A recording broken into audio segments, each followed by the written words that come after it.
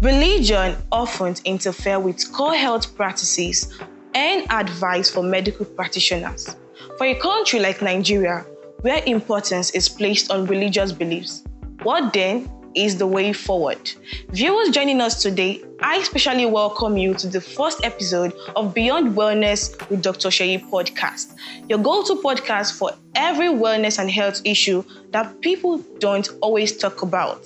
And leading you to have today's honest conversation is Elizabeth Fidelis, your amazing host. Stick with me to the end of this podcast show. Let's have two insightful sections with two amazing guests. We'll be right back. Joining me in the first session to have this honest conversation is a lady I call a powerhouse. When I call her a powerhouse, this is not an exaggeration, because the first time I met her, I had to attribute the quality of value to her. When you hear her speak, my dear, you will attest to that. And I believe viewers watching today's podcast, you will also be receiving from her value. She is a wellness coach and also a practice manager at Dr. Seyi Absolute Wellness. Not just that, she has over 4 years experience in the wellness and health space. And when you think that is just all you need to know about her, oh, you're about to be shocked, because she has certification in public health and cosmetic science. I am talking about no one else but the stunning, gorgeous, and amazing Oluwatimilehin. You're welcome, ma'am, to the show. Much. We are so happy to have you join us on today's podcast. Thank you for having me. I'm also happy to be in this section. You're welcome. Thank you. And if you're yet to subscribe to our YouTube channel, please do that immediately. Hit the subscribe button, turn on the notification, and ensure you keep yourself abreast of every content we are going to be churning out here, because this podcast is not your usual podcast. It is a podcast where we touch the untouchable subjects when it has to do with health and wellness. And today's discussion is not an exception. It is a sensitive topic, balancing health and faith. Let me take a deep breath, because this word is heavy, and everything we are going to say here is going to really touch you, because some of you are actually guilty of this. Once again, you're welcome, Miss Timmy. Thank you Miss so Timmy, much. this particular topic on ground is actually touchy, and the reason why I say it is touchy is because I came across a video online. This video had me concerned. It was a video of a pastor. He was dressed in a white suit, that's overall white, and he was carried to the altar. Now, for someone to be carried to the altar, it means this person is actually very weak. So he was carried to the altar, and according to my sister who was watching the video clip and also saying amen to the pastor who was praying, he had fasted for 40 days. I was amazed, because it was like somebody fasted for 40 days dry. I've seen people do it, but I mean, for the longest time, that was actually, it has been very long, and so I was shocked. He was so weak. And so if this man happened to have slumped, people will conclude he went to meet the Lord. Well, I will just stop there and ask Ms. Timmy a question. And my first question is, with this, I just narrated an experience I saw last month. And my question is, Nigerians are very spiritual people. They don't play when it comes to religious practices. Do you believe that Nigerians have allowed their spirituality interfere with their health, especially when it has to do with fasting? And also, would you agree or say that fasting accounts for majority of gut health issues like ulcer? Thank you so much for this question. Well, I would like to state that conversations like this are already increasingly common, because a lot of people are already aware about, especially what you just stated, the news you saw. These situations are very common. We get to hear a lot of news about this person slumped, this person died, or maybe he just fell down and we don't know what happened. But most of the time when we decide to dig deep into what caused this particular issue, you notice that maybe these particular people engaged in maybe they fasted, or maybe they were experiencing a particular symptom, but they failed to speak to the doctor, or they failed to visit the clinic, and thereby resulting to the unexpected. Exactly. So yes, like saying Nigerians, we have this space when it comes to our faith, and there's a way we can actually work around it, thereby balancing our faith with our health, because definitely we need to strike that balance. We need a lot of medical concerns now. When you dig deep into the cause of this, you will notice that most of the time it has a link with our faith, with our cultures, with what we believe. And this is causing a lot of potential risks and harm to our health. And so, I think you answered one part of the question. The second part is, fasting, does it account for majority of gut health issue? Do you agree? I would say yes and no, because definitely body differs. All right. When it comes to the gut health, what I may feel may be different from what the other person feels. Yeah. So there are some clients that we've attended to, even if they battle with gut concerns or thereabouts, or even if they don't have, they are fine. Even if they don't have any existing gut concern, there's possibility that they don't develop it. Where some people during the process, they develop gut concerns. And even people that are battling with these gut concerns, they may not even get to see symptoms, especially when they fast. Whereas some people, especially people battling with IBS, irritable bowel syndrome, whenever they practice this, it comes with a lot of symptoms, maybe bloating, indigestion, and all. But one thing I would want to say is that body differs, and you yourself, you know what works for you. Yeah. So when you know that, practicing this could pose a potential risk to my health, it's very important that you stay away from it, irrespective, avoid it, and I'm sure that we'll be able to solve that problem. Yeah, very well. Thank you so much for that answer you just gave. I am aware that you have over 4 years experience in the health and wellness space. As an health consultant, I believe you speak to patients a lot who share their medical problems with you and concerns. Have you ever encountered a situation? I would love you to just share one example, one instance, and maybe that one was something that you knew it was actually a severe case where this person really just believed conflicted with the medical advice you were giving the person. Yes, there are lots of examples, and I don't want to state the denomination. A lot of people, when I state the example, they would know that, I'm talking about this set of people. They believe that, going to visit the hospitals, going to meet the doctor is against their beliefs, is against their religion. They feel, God will heal them, even if they are at the point of death. They feel, when I pray, when I sing, when I do this, when I do that, God would heal. And forgetting that God actually gave the knowledge to medical doctors or medical people in the medical field, so that they can provide solution when you're sick.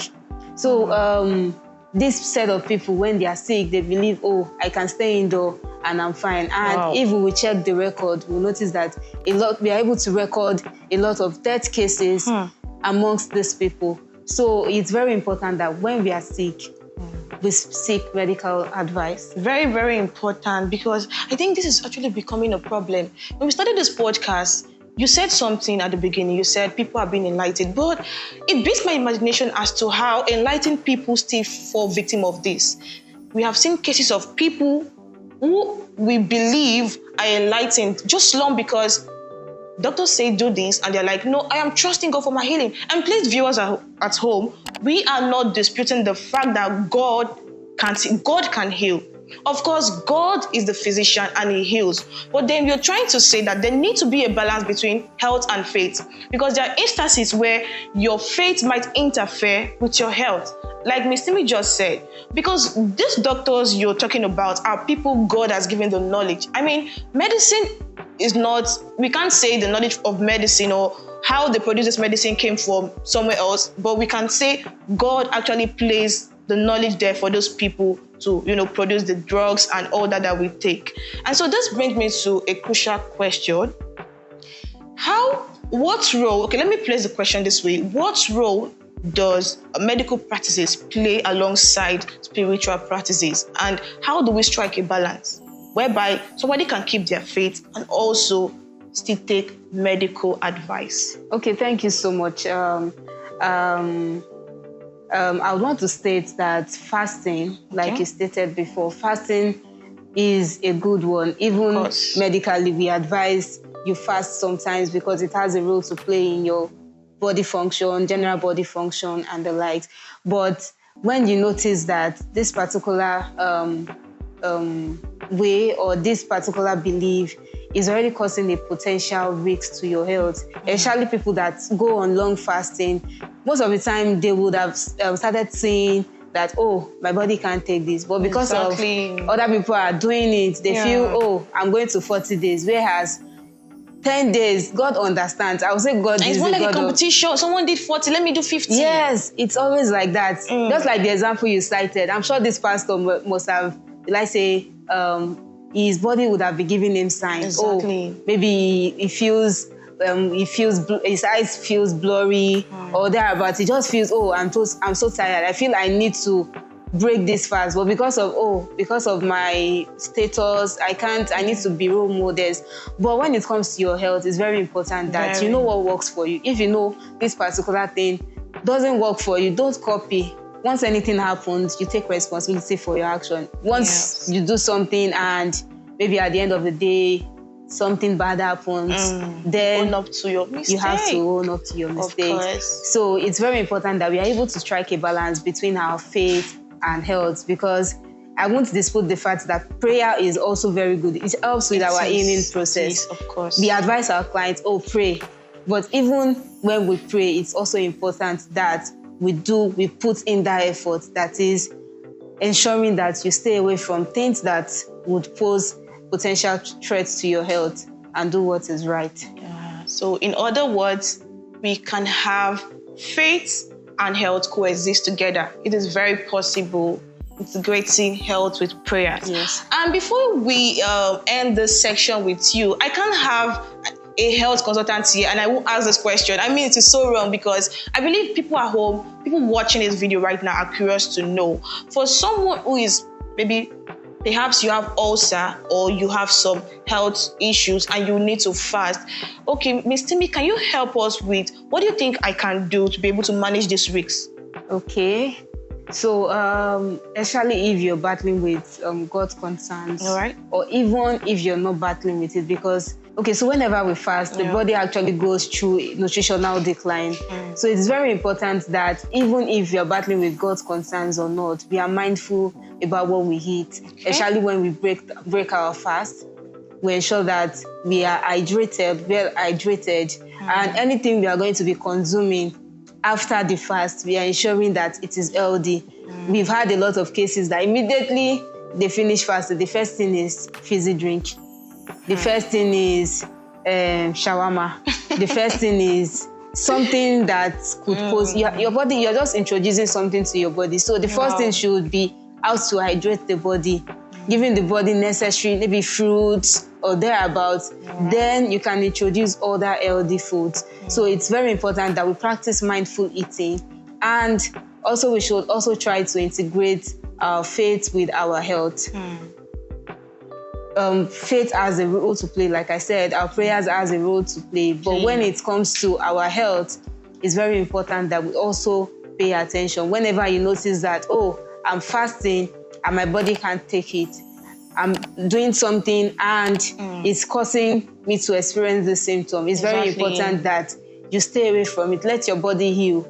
You can't compare yourself to another person. If this person is doing it effortlessly, and you can't, it's fine. It's not a cast on stone. Just do what works for you. Pray, then you can involve health. So health is also very important. When you notice that, oh, I'm feeling this way, speak to your health consultant. Let them give you advice on the way forward. So I'll end this section by saying it is not a cast on stone. I just brought that word just right now. And I want to say that you can actually balance your health and faith, like Miss Timmy just said. It was amazing having this chat with you, and it was enlightening. I know everyone learned a lot from this section. Thank you so much for joining us once again. Thank you so much.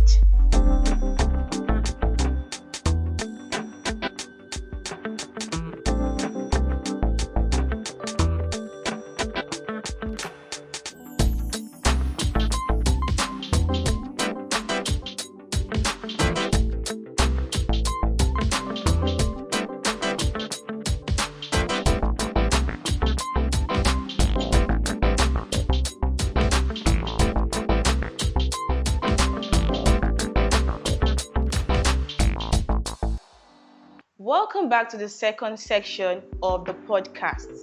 While we were on a commercial break, a mighty personality stepped into the studio. Hey, I can see that you're already wondering who. Let me tell you something about this personality. See, he doesn't even need to announce himself when he steps into a building because his height announces him. And you know, when you see people with white hair, some of you assume they are white. No, don't be too quick to conclude because not everyone with a white hair is white. But this man is a man whose white hair depicts his wisdom. I'm talking about someone with over 15 years of experience in the health sector and other sector, and also holds a certification from the renowned Creed Academy. And not just that, he is a man of intellect, a man of great experience, and serves as the current head of operation of Dr. Seyi Absolute Wellness. Viewers at home, join me as I welcome to this section Mr. Nwachukwu Okwudil. You're welcome, sir. All right, thank you very much. I am so happy to have a great personality like you join me on today's section. Interesting. Let me start by saying your introduction is mind-blowing anyway, with the white beard and everything. Well, that's interesting. To befit your status. All right, so today's topic is actually sensitive, and I believe from your wealth of experience, you'll be enlightening the public because it is something people don't talk about a lot. How do we balance health and faith? I will just cite an instance. I came across a post on Facebook where people were commenting. Somebody made a post about how men of God make sacrifices for people, yet people don't appreciate.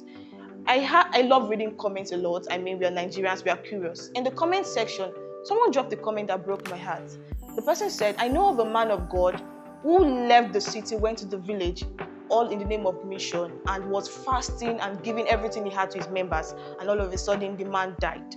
Now, I started asking myself, was it the fasting that killed this man, or the fact that he wasn't eating? Or could it have been that his faith interfered with his health? He wasn't paying attention to the fact that, oh, my body needs food, but he was doing it because he was trying to be a pastor, a shepherd to the sheep. And that brings me to a crucial question. In our first section, I had Miss Timmy, who spoke about how we can be able to strike a balance. She also talked about how majority of God's health issue like ulcer can be linked to fasting. And so this is the question I just want you to lay emphasis, and also if you can also cite instances about this question I want to direct to you. Now, what are some early signs that someone can, pay attention to or use sport to know that fasting is already negatively impacting your health? All right, thank you very much. Anyway, very interesting questions you're throwing at me this time around. But I feel first thing first is we all need to understand our body plays a very critical role as regards whatever we do. Yes. I'll start by, I like giving realistic examples. Take a picture, a scenario where we have some of these very good footballers that are Muslim. I'll give you instances. You have Sadio Mane, you have Mohamed Salah, and I came across people when they make emphasis as regards the fact that even during their fasting period, they go ahead and play football at stretch, play the 90 minutes without any problem. And sometimes people come up with this opinion that maybe they didn't fast. No, they did. They did the fasting very well. But what they do is they kind of replenish the nutrients a whole lot compared to the normal days. Because I've done a research and I realized that some of them even take substances, nutritional liquids that are not banned, but will help them, will stay in their body for a longer period of time. So if you as a person don't understand this scenario, you go ahead and you fast all through as a Muslim or as a Christian, and at the end of the day, you're straining yourself. Truth be told, it's going to affect you. So we just need to balance it up. Also need to understand our body. Yes, I'm a Christian, but I would tell you, I can beat my chest to tell you, yes, fasting can actually aggravate ulcer. It could actually affect gut health most especially if you have underlying health conditions. But the problem is we just have to understand. As I said earlier, sometimes it also depends on individual because there are different types of fasting. Okay. There are people who long hours. You have dry fasting. You have, I think some people even do 6 to 6. Yeah, you have people that do 6 to 12. Some people take without water. Some people take with water. So you just need to understand your body so that you just balance it up. If not, it has a very, very huge effect on your gut health. All right. So, okay. So at what point, what symptoms will my body start giving me and tell me that, oh, please, you don't need to fast? A very key one is abdominal pain. a very key one is because one, first and foremost, what is even ulcer? What is this gut issues? On a very simple scenario, this literally means sore.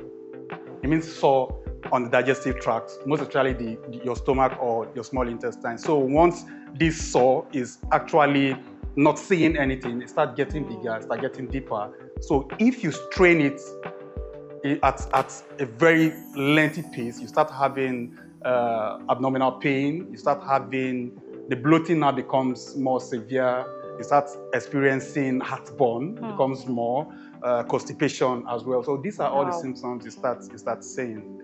So that means there are actually a lot of risks when we try to just say, oh, my faith is saying do this, and we're not paying attention to what our medical practitioner is saying. And in the last section I had with Ms. Timi, she talked about how she've had interaction with clients whose faith is saying do this, and she is saying no, your health is already critical, do this. And so this question, I think, will be directed to you again, so that you can also provide some, further explanation on that.